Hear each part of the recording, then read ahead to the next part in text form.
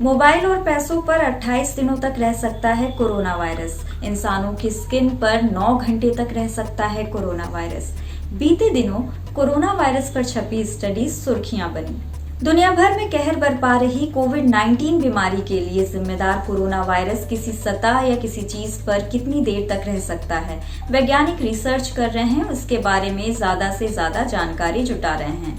आपको याद होगा कि शुरुआत में वैज्ञानिकों ने पाया था कि नोवेल कोरोना वायरस कार्डबोर्ड पर 24 घंटे तक, कॉपर पर 4 घंटे तक, प्लास्टिक और स्टील की चीजों पर 2 से 3 दिनों तक रह सकता है।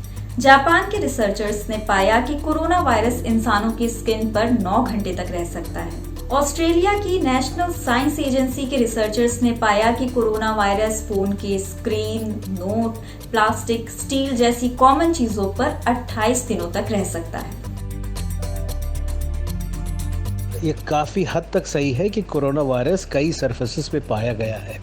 कुछ सरफेसेस पे करीब 7, 8, 9 दिन तक, कुछ सरफेसेस में करीब 28, 29, 30 दिन तक। यहाँ हमें ये ध्यान देना चाहिए कि ये स्टडीज लैब की कंडीशन में की गई हैं, जहाँ तापमान, रोशनी, नमी से लेकर कई दूसरे फैक्टर स्थिर किए जाते हैं। जैसे कि ऑस्ट्रेलिया के रिसर्चर्स ने अंधेरे में 50% नमी और 3 अलग अलग तापमान पर अलग अलग सतहों पर वायरस के सर्वाइवल की स्टडी की। हम इन कंडीशंस को वेरी करें तो ये रिजल्ट वेरी कर सकते हैं। अगर हम ह्यूमिडिटी और टेम्परेचर या फिर ह्यूमिडिटी और डार्कनेस को हम वेरी करें तो ये रिजल्ट अलग भी हो सकते हैं। इस तरह के स्टडीज के रिजल्ट जब हमें इंटरप्रेट करने होते हैं तो हमें इस बात का विशेष ध्यान देना चाहिए कि ये स्टडीज एक कंट्रोल्ड एनवायरमेंटल कंडीशन में की गई।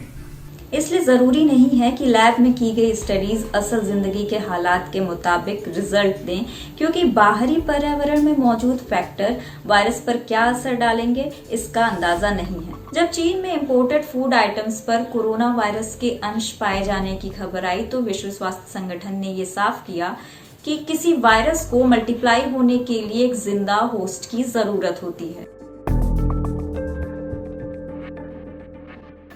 अमेरिका की centre for disease control and prevention के मुताबिक सरफेस ट्रांसमिशन कोरोना संक्रमण का मुख्य तरीका नहीं है।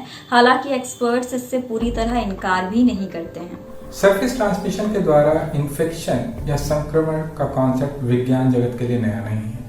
लेट 80s के बाद ऐसी बहुत सी स्टडीज हुई जिन्होंने सरफेस ट्रांसमिशन के खतरे को रिवील किया है। अगर कोरोना वायरस मोबाइल, पैसों, प्लास्टिक, स्टील और दूसरी चीजों पर कई दिनों तक ठहर सकता है तो संक्रमण का रिस्क इस लिहाज से हो सकता है कि उन चीजों को छूने के बाद हम अपनी आँख, नाक, मुंह को बिना हाथ धुले छू लें।